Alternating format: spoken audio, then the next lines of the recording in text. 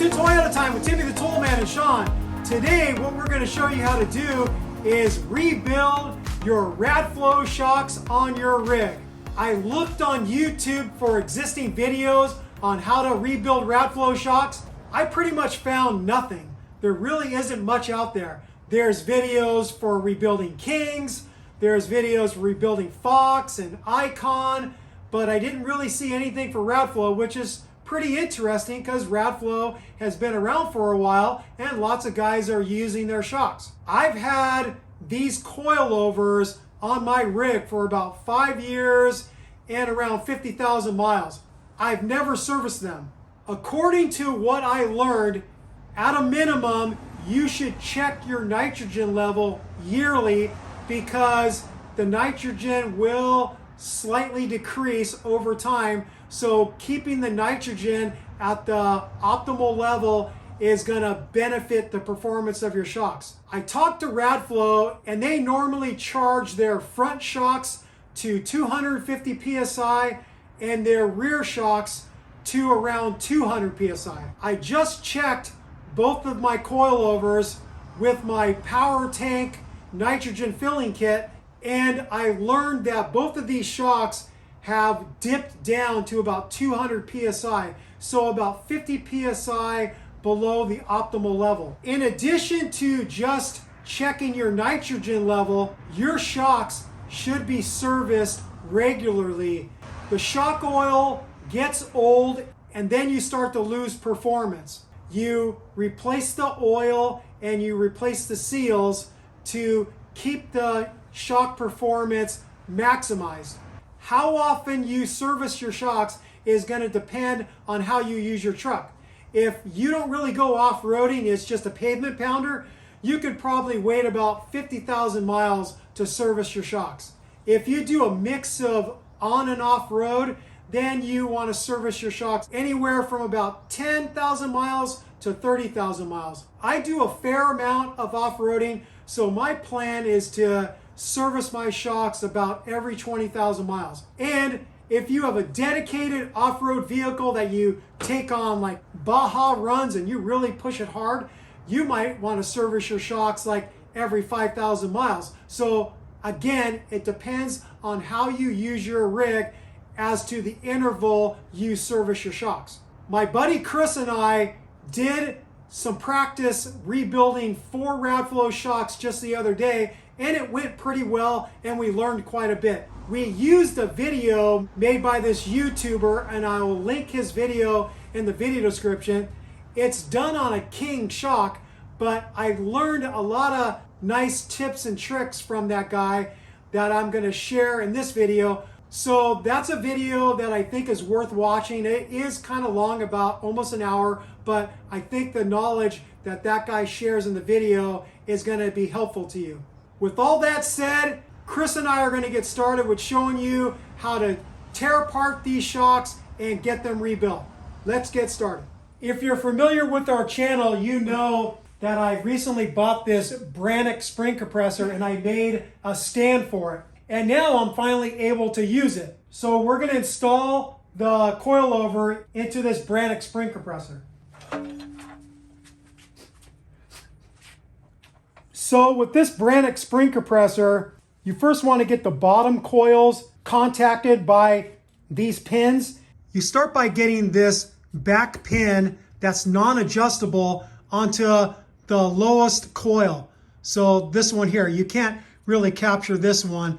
You could capture this one. And then you adjust the other two using these screws to capture another part of the spring. And then what you're looking for with the coilover in relation to the spring compressor is you want it centered this way and you want it centered this way, and you're looking for the same amount of pin engagement at every spot. So you can see here that, see how much is sticking out here and not much sticking out there, and same here. That tells me that the coilover has to come this way a little bit to be more centered in the spring compressor. So we're going to do that now. So Chris moved the coil over forward, and now if we look at how much pin is sticking out, it's looking a lot more even. So that's what you're looking for. Now what we have to do is we have to turn this to bring these pins down to the proper level to where we can capture the upper coils. It's getting close. There's pins that you can adjust. So he's going to drop this one down to see maybe one more. Okay. He's going to go up on that one. It's not a total perfect science. You're going to maybe find that one or two of the pins are going to start compressing before another one, but sometimes that's the best you can do. We're going to work at this for a little while and get it all aligned the way we like. All right, we have all 6 fingers engaged with the spring. And now what we're going to do is screw this down. It's going to compress the spring. And then what we're trying to accomplish is take pressure off this bottom seat so we can push it up a little bit to expose a snap ring that we could remove. The snap ring comes down, and then the bottom spring seat comes down, and then we could depressurize the spring and pull the whole thing out. When I made the video of making a stand for this, several people told me that, oh, this is too tall, it's not going to work. You're going to struggle compressing the spring. It's not that hard. The casters lock it in place, and I sit here and just use a little bit of body English and compress this thing.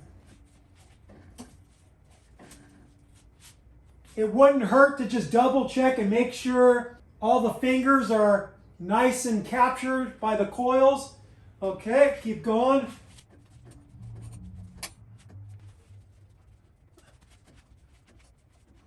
I'm going to check to see, oh yeah, we've got lots of space there now, but the whole thing tweaked a little bit. We didn't see that on yours, did we? Yeah, you gotta like pull it back like that, and then you can shove that up. Thing is stuck down there. I think I have to tap on this with a mallet to drive it up. So the shock wanted to tweak this way. In order to drive the seat up, we have to pull a little pressure to center it.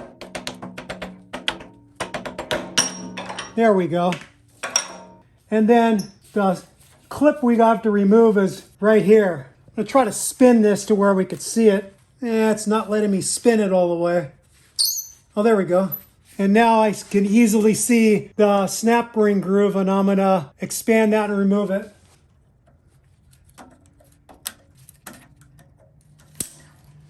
There we go. And then now I should be able to pull this out.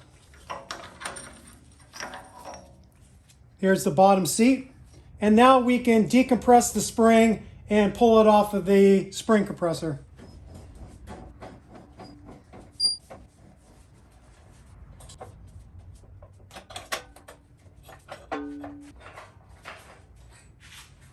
And there we go. Then you can just slide the springs right on off. One of the things you can service while you have your shocks off is this shock mount joint right here. It's a little uniball. I thought for sure that I was going to replace this thing, but it doesn't really have any play. I do see a little corrosion here on the joint, but since there isn't any play that I can feel, like sometimes the shocks will get a clunk and you'll want to replace it, but I'm just going to leave it alone. So the first thing you're going to want to do is depressurize the shock by taking the Schrader valve cap off, using a small screwdriver or similar tool, and let all the nitrogen out. If the seal for the floating piston has failed, then you might see some shock oil come out. So I am going to put a rag over this just to catch any oil in case there is oil in here. But technically, if the seals are doing their job, you should only have nitrogen here on this side of the floating piston. On the side closest to the hose, you will have a little oil on that side. Okay, all the pressure's out. We have the body of the shock captured in my bench vise with some plastic soft jaws so it doesn't mess up the threads on the shock. There's a set screw that holds this cap in place. It's a 2.5 millimeter Allen. And if you actually go four-wheeling, you're gonna find that that thing's full of dirt and grit. So I just used a pick tool to pick out all the dirt in there. I blew it out with an air gun, and then now I could finally get this Allen wrench in there. Just make sure you got a good connection, and then lefty-loosey and loosen it. Once it's cracked free, you can use the long end, which will be easier to back it off. You don't have to pull it out all the way. You just have to pull it out enough to where it's not going to be pushing against the piston underneath. I've got this proprietary tool from Radflo. A lot of different manufacturers have a 2-pin system, so you can use an ordinary spanner wrench, but Radflo has a 3-pin system, so I do suggest buying this tool from them. So you get it on there, you align the pins, and then again, lefty-loosey, and you break it free. And it might help to tap on it with a mallet, and that's what I'm gonna do. So I'm gonna hold this firm with downward pressure, and I'm gonna hit the handle. Okay, it's broken free. And then now I'll just spin this off. And now that it's loose, what Chris and I learned from the last time is we can utilize this ring to help us push the seal cap down to where we can expose a snap ring that we need to remove to pull this whole shock shaft assembly out of the body. I backed off the cap a little bit, and I'm gonna grab here, and I'm just gonna pull down. And it moved down to where it's flush again. I'm gonna gain a little bit more space and push it down again. I'll do it one final time. There is an O-ring at the top that I'm gonna get out right now. Get that out of the way. I don't currently see the snap ring yet. So what I'm gonna do is I'm gonna use my fingers and I'm gonna pull down. So now you can see this ring, and once we remove that, then we could pull the whole shock assembly out. There was a little dirt and debris on top of here, so I blew it out with my air nozzle, because once I pull this up, I don't want any grit to fall into the shock. So I have this spudger tool. We'll put a link in the video description for these. They're a pretty handy tool for a lot of different applications. So I'm gonna use the sharp point to get underneath there and push that clip down. So once the retaining clip is pushed down and you got a little gap, you can get it in between the body of the shock and the clip and see if you can pull it up. Just like that. You can get that sucker out. I can pull up on this, hopefully work this thing out. This thing is pretty stiff, so what I'm gonna use is a little bit of air pressure introduced with a bicycle pump and see if I can help facilitate getting this thing out. So I'm gonna hook up my bicycle pump. I don't recommend using shop air because you can make that thing a projectile. You just want a little bit of pressure to help you. So I'm gonna hold onto the shaft and start pushing a little pressure into the shock.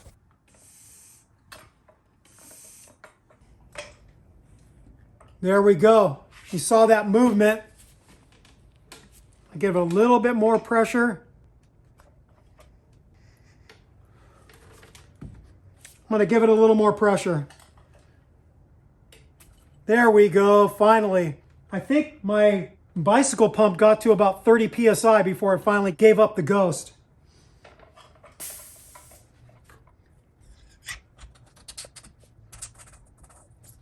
This might make a little bit of a mess. Oh my God, that frickin' fluid looks nasty. Here's the shock shaft out with all of its related parts. And unfortunately for me, we found a damaged part. Something that we didn't notice when we rebuilt the 4 previous Radflo shocks. What broke is what is called the Droop Stop. This thing was just wedged in between these 2 pieces, and I was miffed at what the hell was I seeing, and put in a call to Radflo, and they told me what that piece was. So what that means for me is I'm not getting my truck back on the road until I can replace this part. But Chris and I are going to continue on with the video and show you how to take all the parts off the shaft and replace the associated seals. And then we'll take apart the other coilover, and hopefully we're going to find that this piece is intact so we can actually show you what it's supposed to look like other than this mangled thing. I'm going to take this valve stem out. More accurately, valve core. I'm going to push this in with my fingers and expose the snap ring so I can pull the valve end cap out. The little ring is right here. I'm going to try to get that with a plastic tool again. I'm trying my best not to use any metal tools so I don't mess anything up. Okay, got underneath there. Oh, that thing went flying. Guess you got to watch out for that. And then now I've got this tool to be able to pull valve stems into your tire. So I'm going to screw this onto the Schrader valve. There is a little dirt on top of there, so I'm going to blow this out. And then I'm going to pull this cap out, or try to. Ugh. This sucker's fighting me. There we go. I have to wiggle a little bit. God, that thing's really hooked up in there. There we go. Finally. That O-ring is doing its job. Then if you want to get a shot looking down in there, you can see the floating piston. I can tell right now that it is threaded. You can use a 1/4 by 20 thread pitch all thread to grab that and pull that out. So here's my all thread piece. I'm gonna fit it down in there and screw it in. So now I'm going to remove the shock from the vise. And I'm going to pour the oil into here so you can see what it looks like. And that is black. I'm going to let this drain right here, and now I'm going to pull out the floating piston using the all thread. There we go. And there's your floating piston. There will be some oil in here, like I said earlier. We already dumped it out, so you're not going to see it, but there's about 1 inch or a little bit more of oil in the reservoir. The floating piston usually ends up somewhere around here. This area has oil, and then everything behind it is just nitrogen. If you have oil on this side of the floating piston, that means that the seal has failed and is allowing the shock oil to get past the floating piston. That's what the old oil looks like. And now I'll show you what the new oil looks like. It's a nice blue color, like sky blue. Just by looking at the color, I could tell that this thing was in dire need of servicing.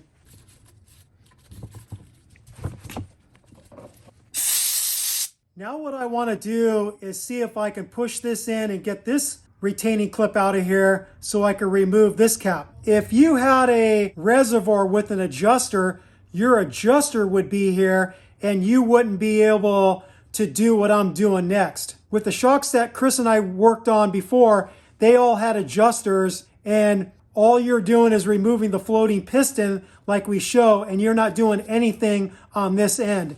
So I'm going to push this in. This fitting's going to only let me push it so far, but maybe it's enough. Yeah, I think that's enough. I could see the C-clip, so let's see if I can get that out.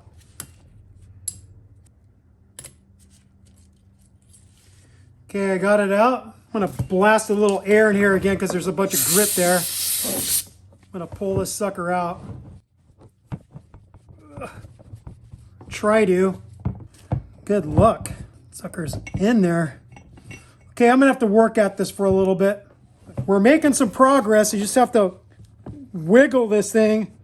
Damn, this thing's hard to get out. Chris finally got it. He's obviously stronger than me. He just wiggled it back and forth, overcoming this O-ring. We have the hose cap end and we have the valve cap end. And I think maybe I'm gonna mark that. I don't think it's gonna really make a difference because it's just a cylinder, but I think I'm just gonna make sure we get this side of the reservoir hooked up to the hose end cap.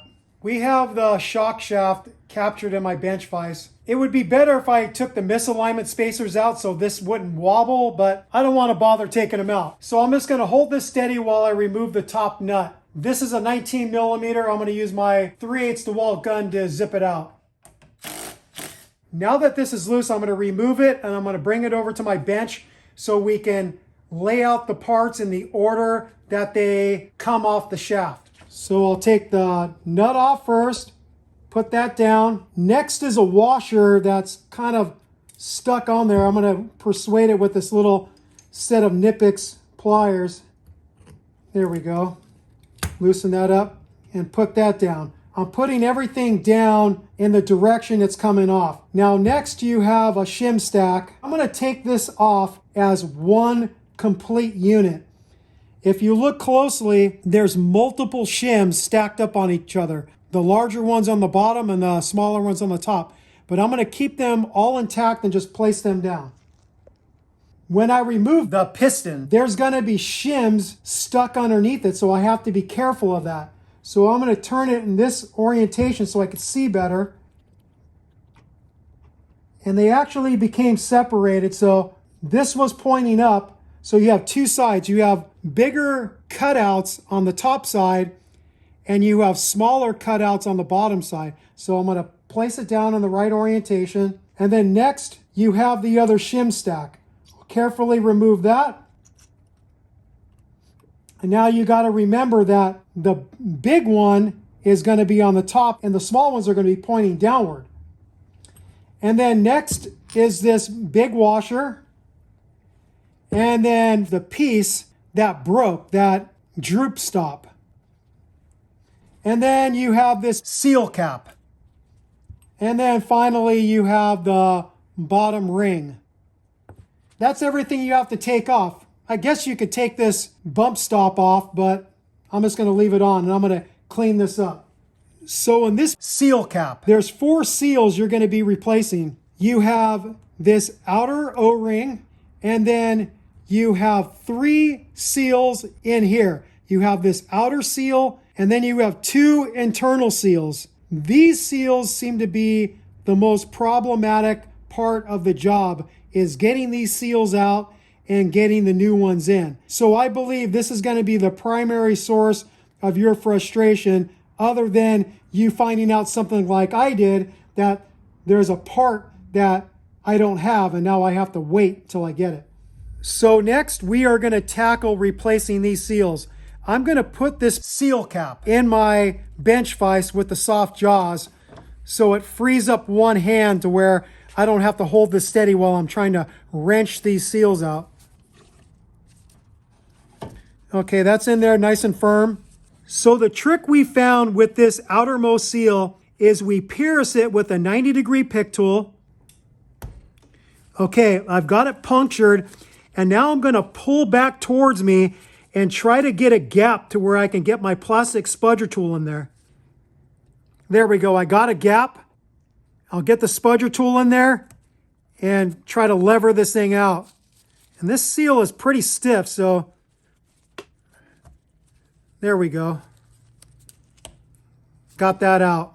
The whole goal you're trying to do is not score the aluminum with any tool. So that's why I'm doing the prime with the plastic tool rather than the metal tools. Now that we have this top seal out, we're going to flip it and we're going to capture it again in the bench vise. So this bottom seal, I'm going to try to get it out with my spudger tool. With the pointed end, I'm going to try to get it started. This one's a lot more pliable. I'm going to actually use a second one. So I'm going to get it started with one, and then I'm going to try to work another one in there. And so I got it coming out. This is a seal that is not directional. It has the same design on both sides. So this one isn't directional, but the next one is.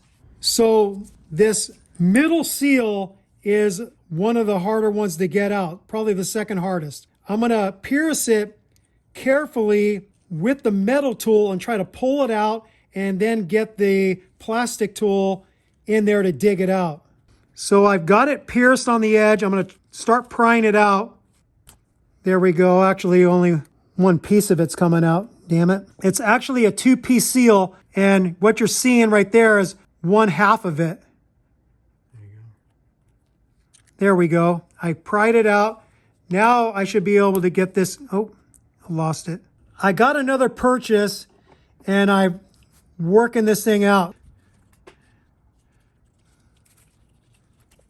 What you have to know is that, again, this is directional. It has a perfectly flat side, and then it's got this ridge side that actually is 2 seals in one. You could see how I separated that.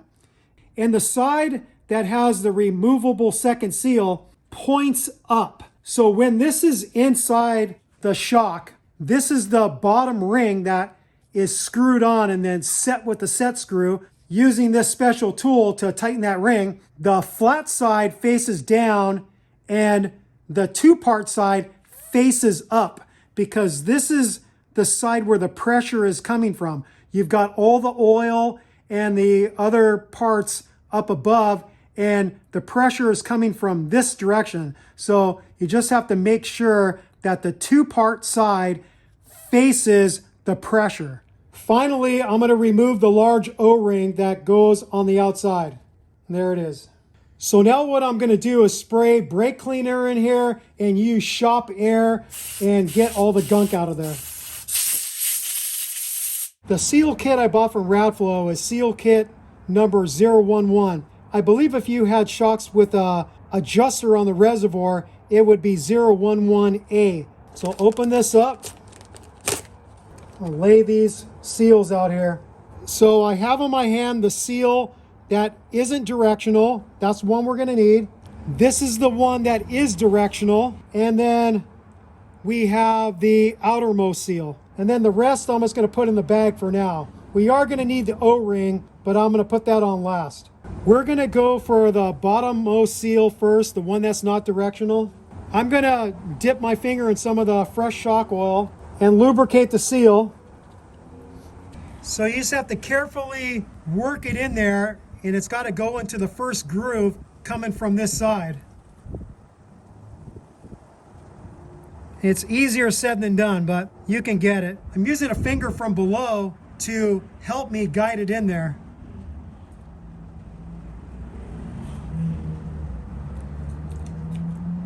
And that sucker's in there. For the middle seal, I'm going to try to get it in from this side, the side with the ring. So I just have to remember that the pressure is coming from this way, so the 2-piece side has to face downward and the flat side has to face upward. So I'll try to get it started in the groove.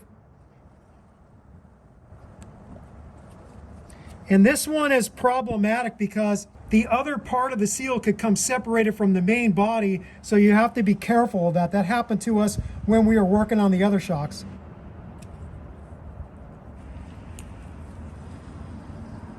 And I got that one in there. And now finally for this sucker. Now this one is really stiff. I'm going to lubricate this one, and then this one takes a little bit more strength. So the protrusion faces up towards you in this orientation, and the flat side goes down.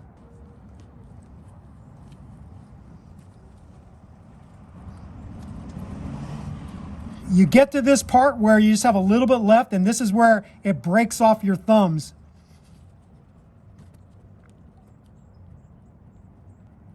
Shit. I'm gonna grab a tool and see if it will help me, a plastic tool. I have this plastic tire iron. I'm gonna try to push up against the seal and push it in place.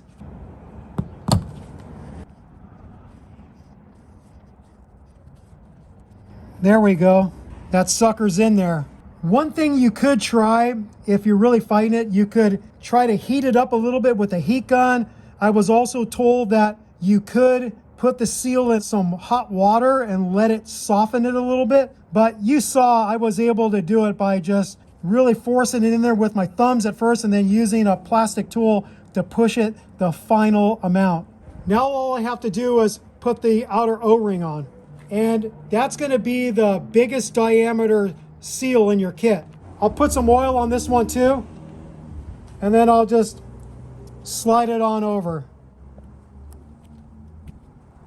And this seal cap is ready to be inserted back onto the shock shaft.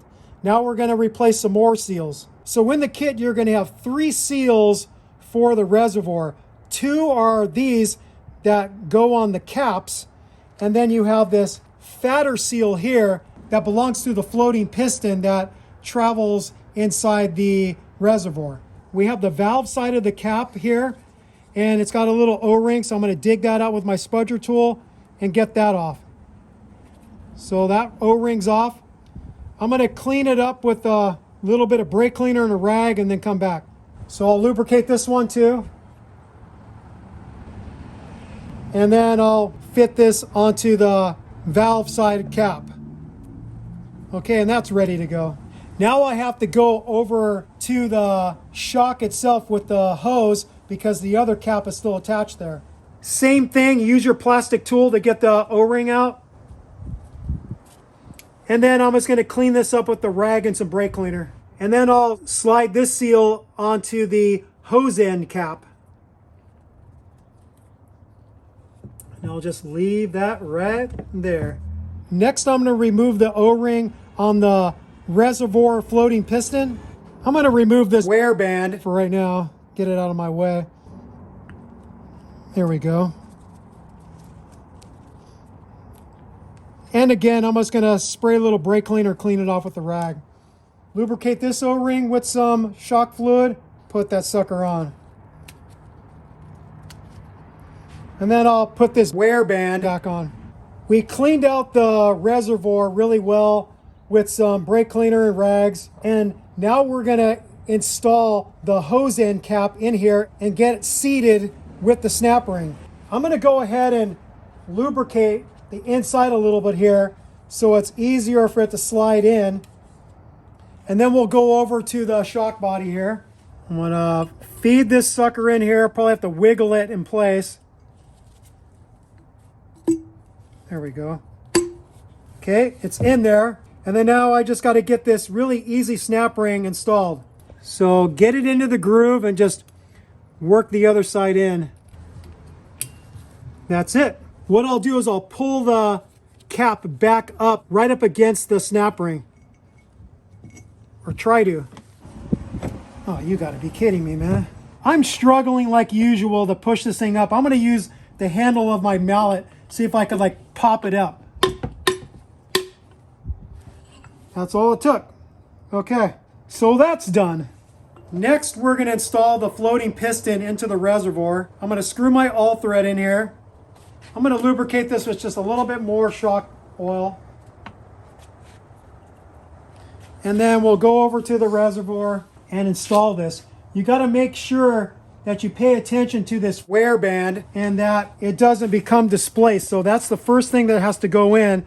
So hold it with your fingers, get it started in there, and then you can wiggle it and get this in there.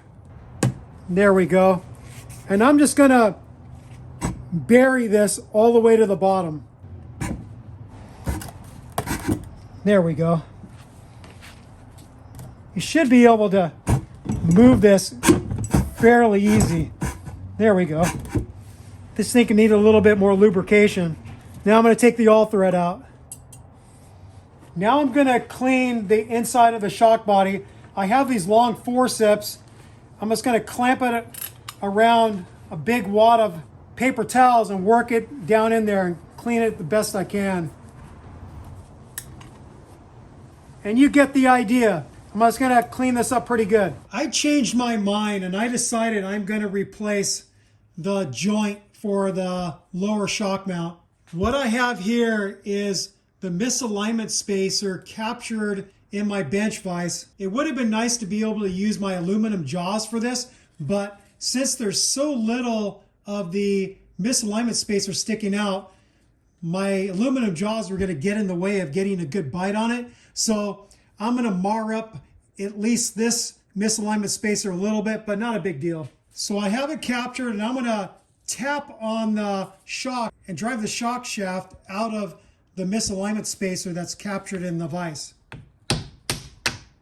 just like that. And then for the other one, what I have is a 1/4 inch drive, 11mm socket that fits in here nicely. It won't get stuck. And I'm gonna place this on top of the vise. I'm gonna get my aluminum jaws there, and then I'm gonna drive against this and drive the other one out.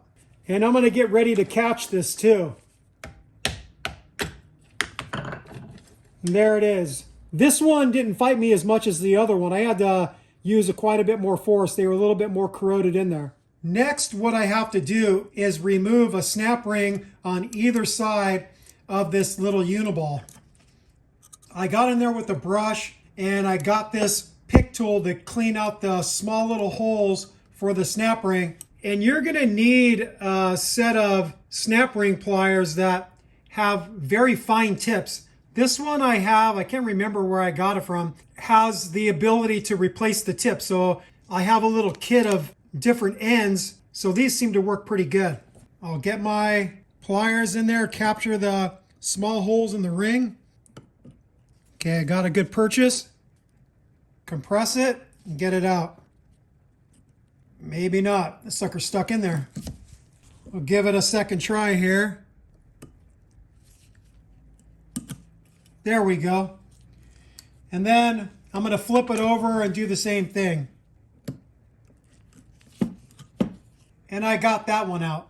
Next, I'm going to use a deep 18mm socket, 3/8 drive, and I'm going to put that right up against the little uniball, and I'm going to drive it as far as I can, which will be to the edge of the opposing side.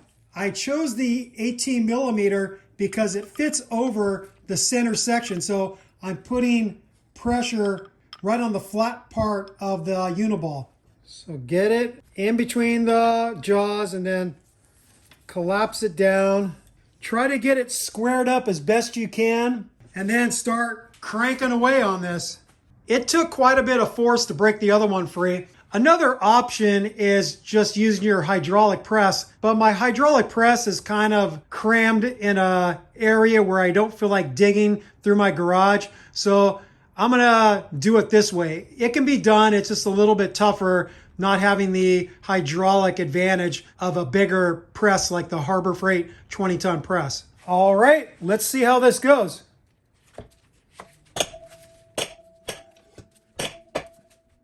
Okay, that one was easier than the first one I did. So you can see that the uniball joint is pushed all the way to the one side. Now I'm going to set up something different to get it out the rest of the way. So what I have here is a 35mm 1/2 inch drive 12-point socket. And this is going to work as my receiving cup. So I'm going to drive the uniball into this 35mm socket. As a driving tool, I'm going to use the same deep 18mm socket to drive it out all the way. All right, I have it all set up and let's see how it goes.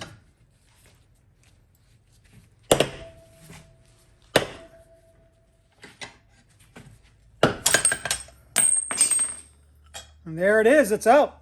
This is what the old uniball looks like. It's pretty corroded, and so I guess I'm glad I'm replacing it. Like I said earlier, it didn't have play, but I decided to replace it because of the corrosion I saw on it. What I'm going to do to prep the inner diameter of the shock shaft is I have a very fine Scotch-Brite pad, and I'm just going to work this in here and just get any leftover corrosion or gunk in there so the little uniball goes in easier. Next, what I'm going to do is I'm going to install one of the snap rings. Next, what I'm going to do is get the uniball in here. I'm going to grease this up with a little bit of multi-purpose grease. Anti-seize would be another good thing to use. So I'm just going to put a little bit of grease inside here. This is just to help prevent corrosion and to help with the insertion of the new uniball. And then I'm going to put some on the new uniball joint. And then I'll put the uniball in on the side that doesn't have the snap ring in. And then I'll get this back onto my vise and I'm going to drive this joint all the way flush with the snap ring that I installed. So here's the setup. I have the deep 18mm socket driving against the uniball joint, and hopefully it's going to go in smoother than the other one. It does matter how square you have this, and taking a look at it, it looks like I have it pretty square. Okay, that's loading up a bit. Let me see if I can readjust this and get it in a little bit easier. In a perfect world, it would go in nice and smooth, but it's not. There, that's a little better. Okay, I could feel it loaded up. I think it's all the way against the snap ring on the other side. Nope, I was wrong. It still has a little ways to go. There it is. That should be it. And you could see that the joint is all the way against the snap ring. And now I just got to install the other snap ring. And there it is. The little uniball joint for the shock mount is replaced. All right, we're back on another day, and we have all the parts we need to build up the shaft. The first thing you're going to want to do is take a really good look at the shaft for any nicks or imperfections that could cause a seal to fail. Because remember, this seal cap with those seals that we installed is riding on this shaft. And if there's nicks in the shaft, then that can tear the seal and then cause a leak.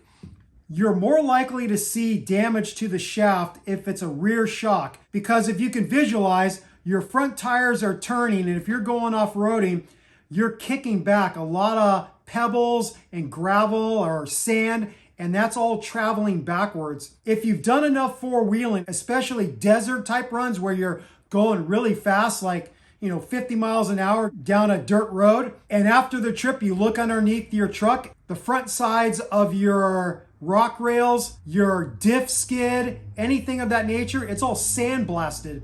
And the same thing can happen to your shock shafts. They get pelted with all that same stuff that your tires are kicking up, and it could cause damage. And this is why I am a proponent for using shock boots for the rear shocks. And people that are anti-shock boots say that the shock boots can trap dirt and water inside them, but I've had it happen to me to where my shock shafts both got damaged from rocks and other things being slung back by my front tires, and I had to pay quite a bit of money for Radflo to replace my shafts. So because I don't want that to happen to me again, I now run shock boots on my rear shocks. And I advise you that that's what you should do too, to get longevity out of your shock shafts. This thing looks good. I don't see any imperfections at all. My bump stop is still in really good shape, so this is all ready to go.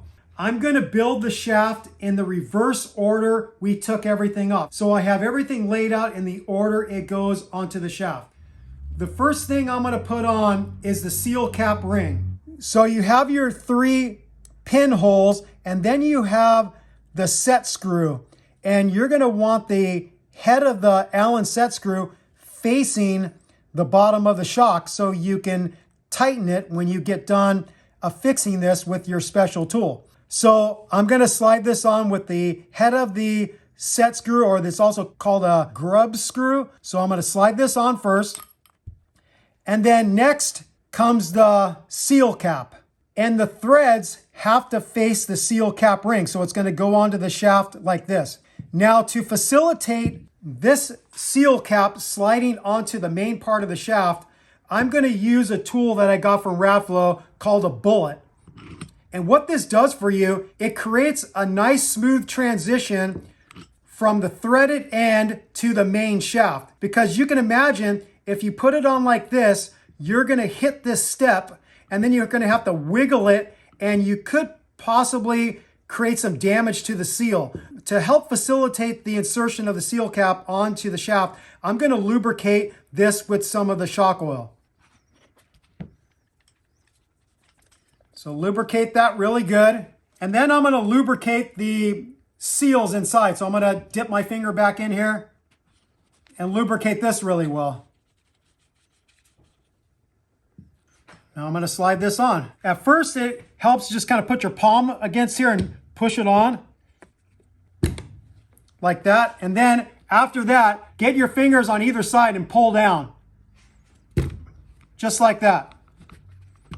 And now I don't need this bullet anymore. I could set it aside. The next thing we're gonna put on the shaft would be the Droop Stop. And remember, this is the part that failed. This is the one that broke apart. And then this is what a new one looks like. You can see the difference. So basically the bottom part, this part on the new one just broke off and just was floating around inside the shock. But we're not gonna use this one because Radflo came up with an improvement, and that is a aluminum spacer. And this is it. It has a slight step on the inside where the shaft will stop. So it is directional. You only could get it on the shaft one way. So the side with the step faces up and it just slides right onto the shaft just like that. Next is the big thick washer. Slide that on.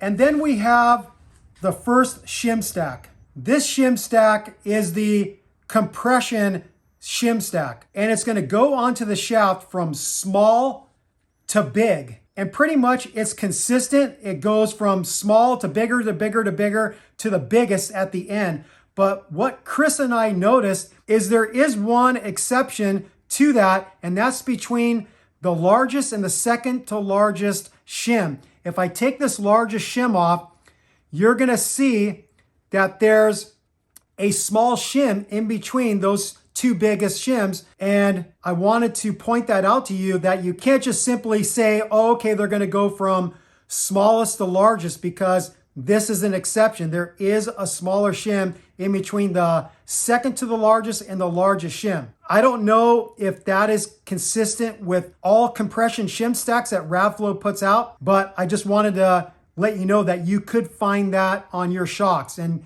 make sure you keep that order. So I'm gonna slide this on, smallest one first, biggest one last. And then just to make sure, I'm gonna pull up this biggest one and make sure that that smaller one is there, and it is. Now I'm gonna install the piston. And with the piston, it has two distinct sides, one with larger cutouts and one with smaller cutouts. The smaller side goes down and the bigger side points up. And then on top of this, you're gonna have your rebound shim stack. And this shim stack does follow the smallest to largest as you go towards the piston. The biggest ones will be against the face of the piston, and the smaller ones will be gradually working their way up towards the nut. So I'm gonna slide that stack on there. And then you put your shaft nut washer, and then you have your shaft nut. You do have this wear band, but I'm gonna keep that off until I'm ready to insert this shaft into the shock body. So I'm gonna leave it off for now. So now what I'm gonna do is I'm gonna take this over to my bench vise so I can clamp this in the bench vise so I can torque this nut. The torque spec for the shaft nut is 30 foot-pounds.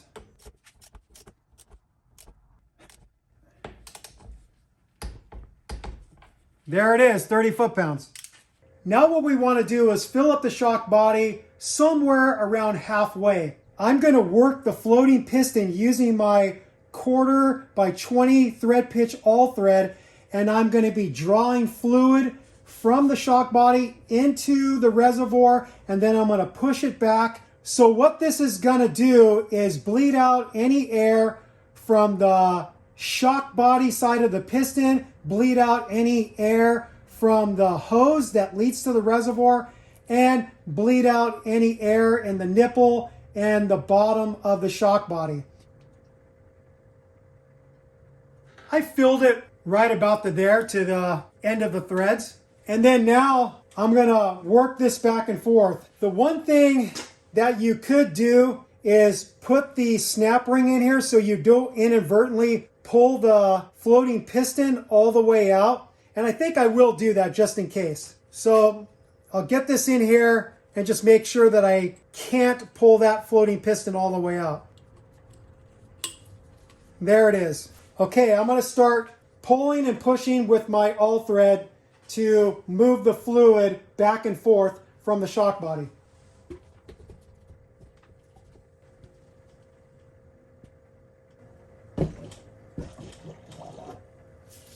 And you could actually hear it gurgling. I have my bench set pretty high, so it's hard for me to lean over, but you could kind of hear it when it's moving a bunch of air. Is it hard to press? Yeah, that's right.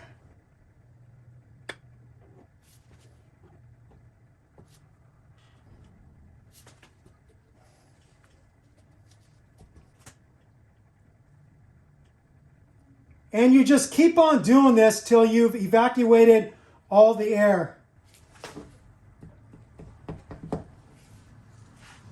The floating piston can kind of fight you, so you have to put some muscle into it. It seems to give you the most resistance pulling suction, pulling back on the rod. If it fights you a little bit, push it back in a little bit and then try pulling back out, and it seems to help free it up. On this next one, I'm up on my step stool, and I'm going to see if I can watch to see if any bubbles are coming out. I didn't see any air. All I saw was the fluid rising. So I'm pretty confident that I've effectively bled all the air out of the end of the reservoir through the line and into the shock shaft. I was pushing up against this, and this hose end cap got pushed in a little bit, and I made sure that this is fully out against the retaining ring and that the floating piston is fully driven in, because this is going to help me determine how far the floating piston is pushed back from this end when we get done inserting the shock shaft. You'll understand when we get there. So what I'm going to do is I'm going to mark on my all thread where this position is with the floating piston fully inside the reservoir. Now that we're done bleeding the reservoir through the supply line and into the shock body, now what I'm going to do is insert the shock shaft. You got to make sure you have your wear band on the piston. You'll want to hold a couple fingers on there, hold it collapsed while you insert the shaft. What I'm going to be doing now is I'm going to work the shaft down through the oil, and then I'm going to pull it up and I'm going to work it up and down through the oil. And while I'm doing this, I'm never going to break the surface of the fluid with the piston, because what I'm trying to accomplish now is get any air out of the whole valving stack, the shims and the piston. So I'm going to work this up and then be watching. Helps with the headlamp so you can see what you're doing. Don't break the surface, and then go down. And then work it up again. And then don't break the surface, and then go down. There we go. Okay, go. See.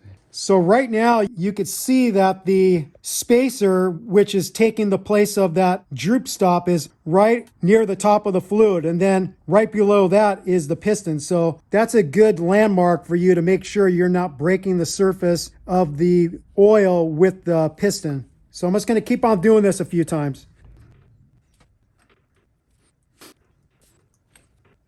I'm satisfied that I worked all the air out of the valve piston in the shim stack. Now what I want to do is I'm going to top off the shock oil all the way to the bottom of the snap ring groove.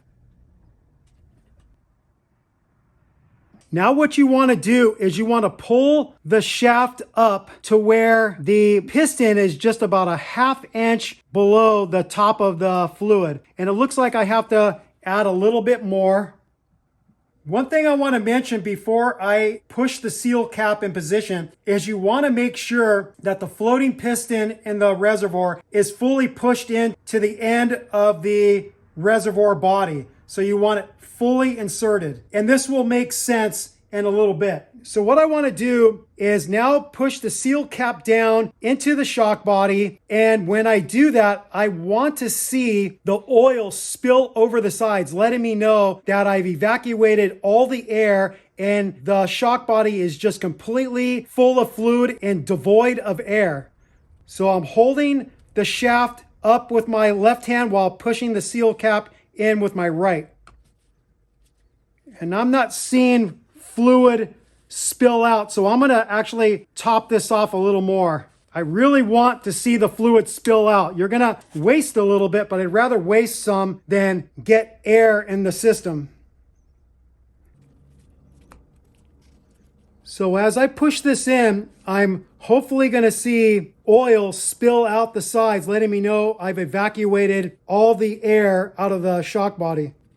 And I'm seeing it bubble up on the sides. Okay, now what I'm gonna do is I'm gonna push this down with my fingers. And I wanna push it down to where I can see the snap ring groove. This is gonna help me. I'm gonna screw the seal cap on here and I'm gonna use it as a ledge to push against. See if that's enough. I gotta go a little bit more. Just a little bit more. I think I've got it down far enough. I'm just gonna try to push it just a little bit more with my fingers. Okay, I should be able to get that snap ring in there. So here's the snap ring. I'm gonna get it started on one side and then work it in on the other side. And that's in there. And now we're gonna bring our attention to the reservoir. So currently, right now, using my white mark that I made to mark the depth on the all thread where the spot where the floating piston is fully inserted into the reservoir, it looks like it's 1 3/8 inches. But now what we're gonna do is we're gonna put pressure on this all thread and push the floating piston up. And what that's gonna do is fully seat the seal cap against the snap ring.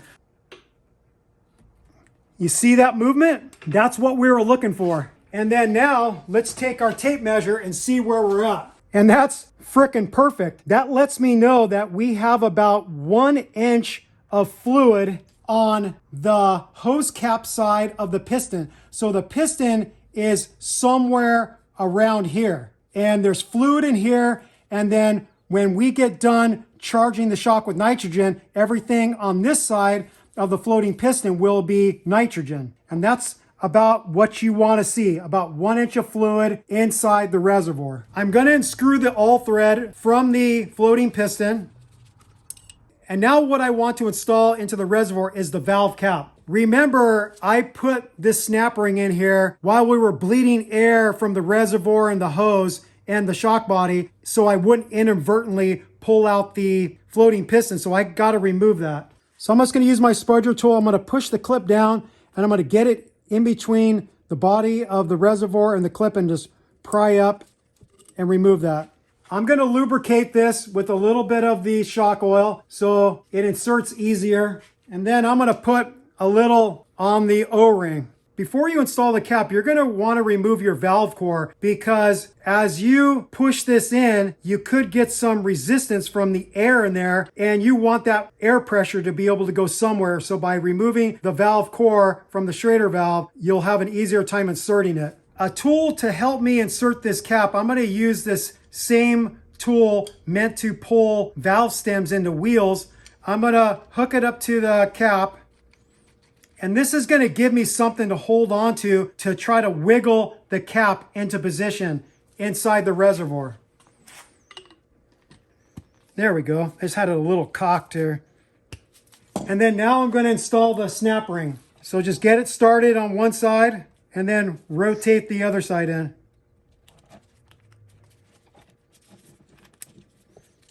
Okay, that's in. And then I'm going to use the tool to pull the valve cap back against the snap ring. Just like that. And now I can remove this tool.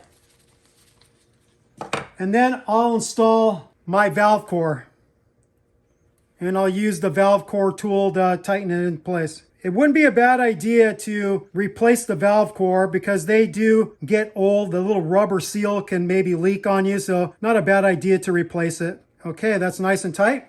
The next thing we have to do is pressurize the shock with nitrogen. And to do that, I'm going to use this really nice kit that I got from Power Tank. It's the Shock Boss version 2 portable nitrogen shock tuning kit. And it is pretty darn sweet. So this kit comes with a no air loss chuck. And if you're not familiar with what that is it has a depression pin that you can screw in and screw out to access the pressure in the shock that you're working on. So if you have the pin retracted and it's retracted all the way into the body of the chuck, when you screw it onto your shock, you're not going to lose any pressure. And then once it's screwed on, you screw this pin in and that depresses the Schrader valve, and then you start accessing the pressure in the system. So this design from Power Tank is really nice and a big improvement over the aviation style no air loss chucks.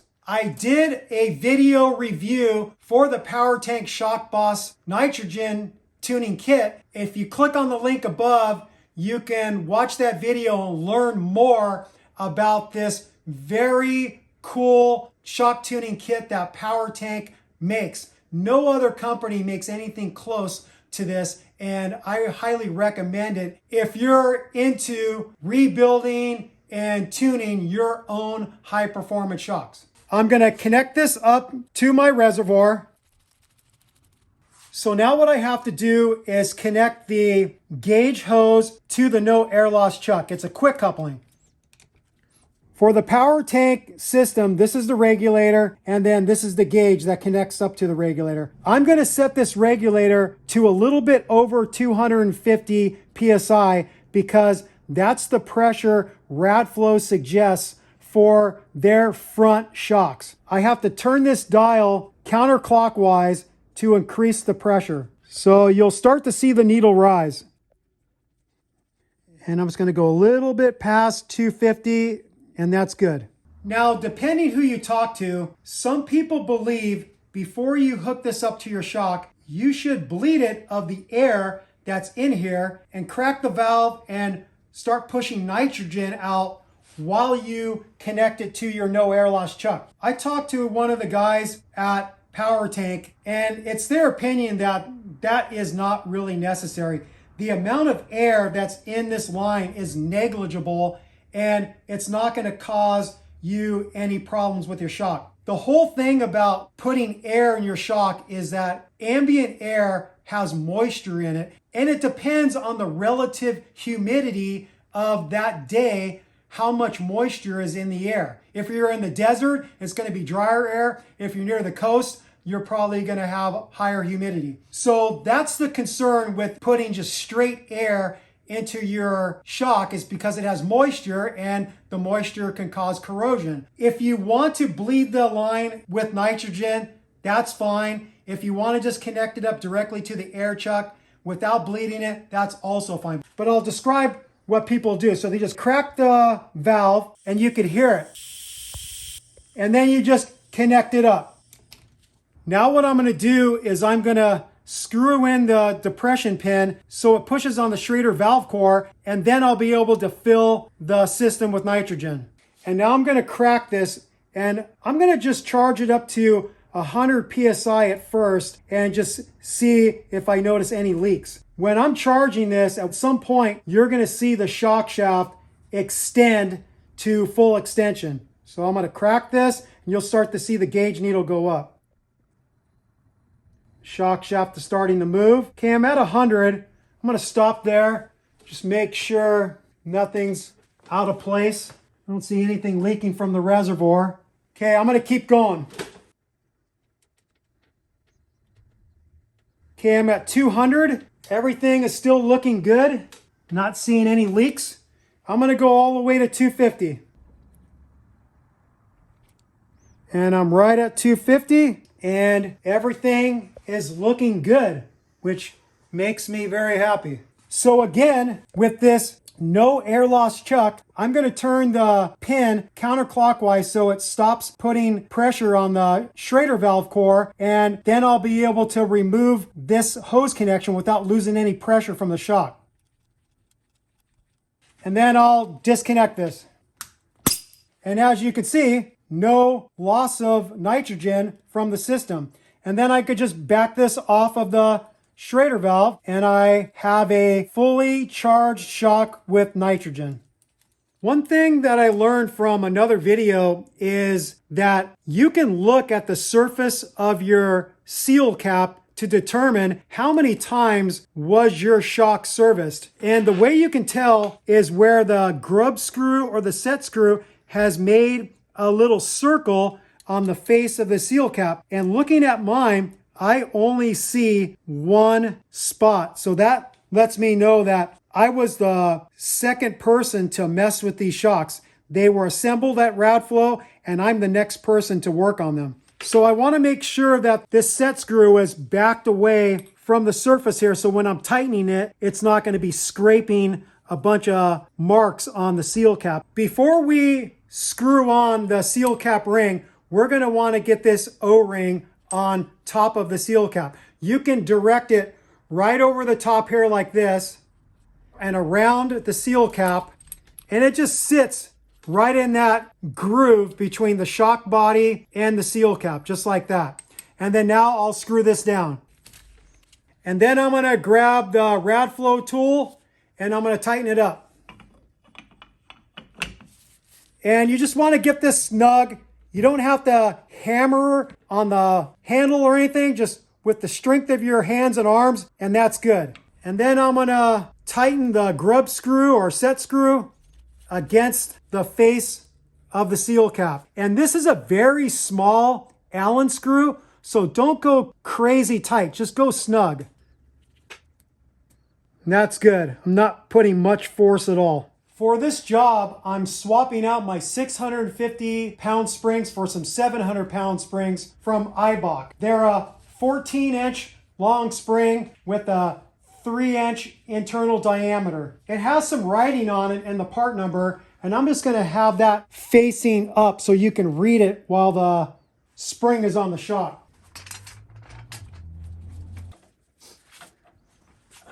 Everything is looking nice and square, and I'm going to start compressing the spring. I've got a little pressure on there. I'm just going to make sure everything is still look like it's got good connection. I'm going to see if that's enough to get the bottom spring seat in place. Got to pull on the shock a little bit towards me to see if I can fit this in there. I have to compress the spring a little bit more to expose the snap ring groove. It's not this one on the bottom eyelet, it's one up above that. There we go. This piece that holds the snap ring was kind of pushed up in there. I figured it out. So now I got to get the snap ring in there. So I'm just going to come in from the bottom. I've got it in the first groove. Now I'll work it up to the second one. There we go. Finally. And then now I can decompress the spring and the bottom seat should come to rest on the snap ring.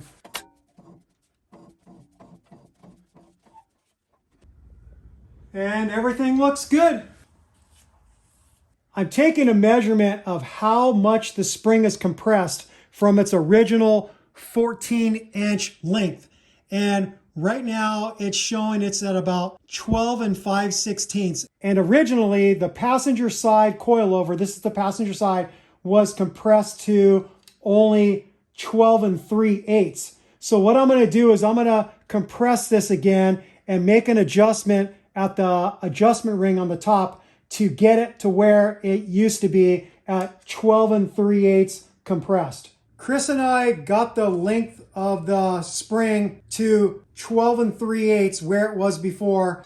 It would be nice if I had two of these, but I only own one. I think I am going to buy another one because you can tighten the lock ring with one while you're holding the adjuster with another. But to get around that, we ended up putting a screwdriver between a couple of the studs with nuts on there to hold it steady while we tightened the lock ring against the adjuster ring. One final thing I want to show you how to replace is these rubber washers on either side of the top cap of the shock. You have to remove this 19mm bolt, and then you can remove the top hat, and then you can get to those washers. So you can see that as I turn this, the top hat is turning. It's going to go right up against the nipple. So to stop that from happening, I've got this big adjustable wrench, and I'm going to hold counter pressure to where I can loosen it without the top hat driving against the fitting and possibly snapping it off.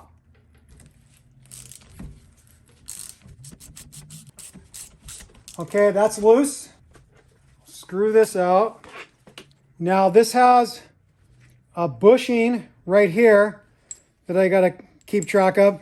And it does look like they use a little bit of Loctite on this, so probably put it back in with some blue Loctite. They use some type of red Loctite, but I don't like using the red. It's a little bit too strong and makes it hard to break things free in the future. And then this thing slides right off with a lot of dirt. And then you can just take these washers off on either side. You can see the split in that one. So I'm gonna clean this up a little bit and then come back. You have misalignment spacers on either side of the shock eyelet, so you can pull these out and you can clean these up too, to your heart's content. And then there's another one of these, what I was calling a uniball, but Radflo calls them a bearing.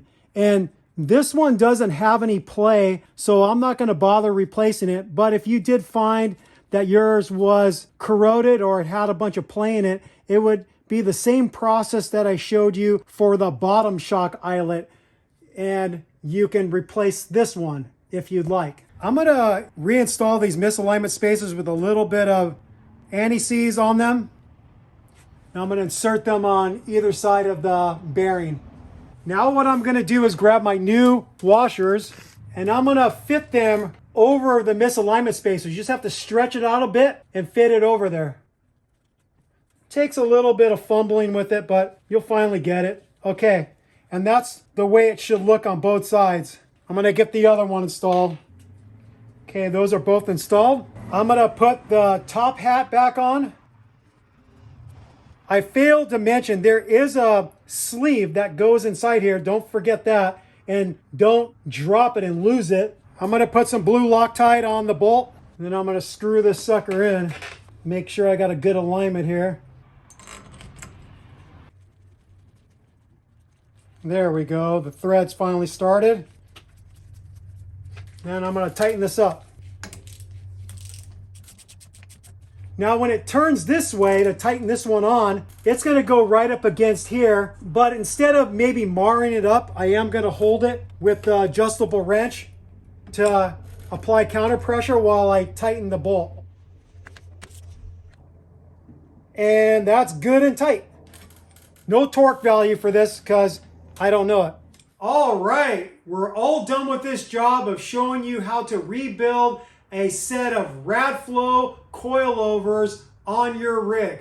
As you saw, these shocks aren't too mechanically complex. They're actually pretty darn simple. I think any complication when it comes to rebuilding shocks would be getting into revalving them and have to figure out the thickness shims and the amount of shims to get the desired performance from your shock. I'm totally clueless of how they go about doing that. Maybe the shock companies like Radflo have certain predetermined shim stacks, so it would be easier for the end user like yourself to be able to revalve your shocks to the desired performance you're looking for, whether you want them valved a little harder or a little softer. As you saw in the video, I did use some special tools to pull off this job.